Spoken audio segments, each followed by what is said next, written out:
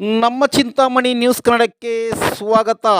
ಭಟ್ಲಳ್ಳಿ ಗ್ರಾಮದಲ್ಲಿ ದಾಯಾದಿಗಳ ಕಲಹದಿಂದ ಇಬ್ಬರು ಕೊಲೆಯಾಗಿದ್ದು, ಓರ್ವನ ಸ್ಥಿತಿ ಚಿಂತಾಜನಕವಾಗಿದ್ದು, ಈ ಹಿನ್ನೆಲೆಯಲ್ಲಿ ಚಿಕ್ಕಬಳ್ಳಾಪುರ ಜಿಲ್ಲಾ ಎಸ್ಪಿ ಕುಶಾಲ್ ಚೌಕ್ಸೆ ಸುದ್ದಿಗಾರರೊಂದಿಗೆ ಘಟನೆ ಬಗ್ಗೆ ವಿವರಿಸಿದರು. ಬೆಕ್ಕಿಗೂ ನಮಸ್ಕಾರ. ಇವತ್ತು ದಿನ ನಮ್ಮ ಭಟ್ಲಳ್ಳಿ ಪೊಲೀಸ್ ಸ್ಟೇಷನ್ ಲಿಮಿಟ್ಸಲ್ಲಿ ಲೇಟ್ ಈವ್ನಿಂಗ್ ಈಗ ಅರೌಂಡ್ 7:38 PM ಒಂದು ಮರ್ಡರ್ ಕೇಸ್, ಅಸಾಲ್ಟ್ ಕೇಸ್ ಆಗಿದೆ. ಆಮೇಲೆ ಹಾಸ್ಪಿಟಲಲ್ಲಿ ಕರ್ಕೊಂಡ್ಬಂದಿದ್ದಾರೆ 3 ಜನಗೆ. ಔಟ್ ಆಫ್ ದಟ್ 2 ಜನದು ಡೆತ್ ಆಗಿದೆ, ಬ್ರಾಡ್ ಡೆತ್ ಆಗಿದೆ. ಅವ್ರಿಗೆ ನಾವು ಕೂಡ ಚೆಕ್ ಮಾಡಿದ್ದೀವಿ. ಶಾರ್ಪ್ ವೆಪನ್ಸಿಂದ ಇಂಜರಿ ಇದೆ ಅವ್ರಿಗೆ. ಬ್ಲಡ್ ಲಾಸ್ ಕಾರಣ ಬಗ್ಗೆ ಅವ್ರಿಗೆ ಡೆತ್ ಆಗಿದೆ. ಮತ್ತು ಇನ್ನೊಬ್ಬರು ಥರ್ಡ್ ಪರ್ಸನ್ಗೆ ವಿಕ್ಟೋರಿಯಾ ಹಾಸ್ಪಿಟಲ್ ರೆಫರ್ ಮಾಡಿದ್ದಾರೆ. ಸೊ ಅಲ್ಲಿ ಈಗ ಶಿಫ್ಟ್ ಮಾಡ್ತಾ ಇದ್ದಾರೆ ಅವರಿಗೆ. ನಾವು ಮಾತಾಡಿದ್ದೀವಿ ಫ್ಯಾಮಿಲಿ ಮೆಂಬರ್ಸ್ ಜೊತೆಗೆ. ಫ್ಯಾಮಿಲಿ ಮೆಂಬರ್ಸ್ ಹೇಳ್ತಾ ಇದ್ದಾರೆ, ಮೊದಲಿಂದ ಇವ್ರದ್ದು ಭಟ್ಲಳ್ಳಿ ಇಲ್ಲಿ ಪಿಕ್ಕಿ ಕಾಲೋನಿಯಲ್ಲಿ ವಾಸ ಇದೆ. ಮೊದಲಿಂದ ಗಲಾಟೆ ಇದೆ, ಬೇರೆ ಬೇರೆ ವಿಷಯ ಬಗ್ಗೆ ಫ್ಯಾಮಿಲಿ ಡಿಸ್ಪ್ಯೂಟ್ಸ್ ಥರ ಇದೆ.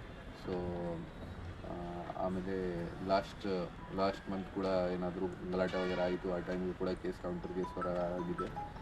ಈಗ ಇವತ್ತು ಸಡನ್ನಾಗಿ ಅವರು ಸುಮಾರು ಜನ ಬಂದು ಈ 3 ಜನಗೆ ಅಟ್ಯಾಕ್ ಮಾಡಿದ್ದಾರೆ. ಮತ್ತು ಈ ಥರ ಅವರಿಗೆ ಇಂಜರಿ ಕಾರಣ ಬಗ್ಗೆ ಡೆತ್ ಕೂಡ ಆಗಿದೆ 2 ಜನಕ್ಕೆ. ನಾವು ಆಲ್ರೆಡಿ ನಮ್ಮ ಸ್ಟಾಫ್ಗೆ ರಿಕ್ರೂಟ್ ಮಾಡಿದ್ದೀವಿ. ಬೇಗ ಎಲ್ಲರಿಗೆ ಅರೆಸ್ಟ್ ಮಾಡ್ತೀವಿ ಯಾರ್ಯಾರು ಇನ್ವಾಲ್ವ್ ಇದ್ದಾರೆ. ಮತ್ತು ಎಕ್ಸ್ಟ್ರಾ ಸ್ಟಾಫ್ ಕೂಡ ಡಿಪ್ಲಾಯ್ ಮಾಡಿದ್ದೀವಿ ಭಟ್ಲಳ್ಳಿ ಕಡೆ. ಸೊ ದಟ್ ಈ ಲಾ ಆ್ಯಂಡ್ ಆರ್ಡರ್ ಸಿಚುವೇಷನ್ ಮತ್ತು ಪೀಸ್ಫುಲ್ ಕಂಡೀಷನ್ ಏನೂ ತೊಂದರೆ ಆಗಬಾರ್ದು. ಎಲ್ಲ ಕಾನ್ಫಿಡೆನ್ಸಲ್ಲಿ ತೊಗೊಂಡಿದ್ದೀವಿ. ಫ್ಯಾಮಿಲಿಗೆ ಬೇಗ ಅರೆಸ್ಟ್ ಮಾಡ್ತೀವಿ.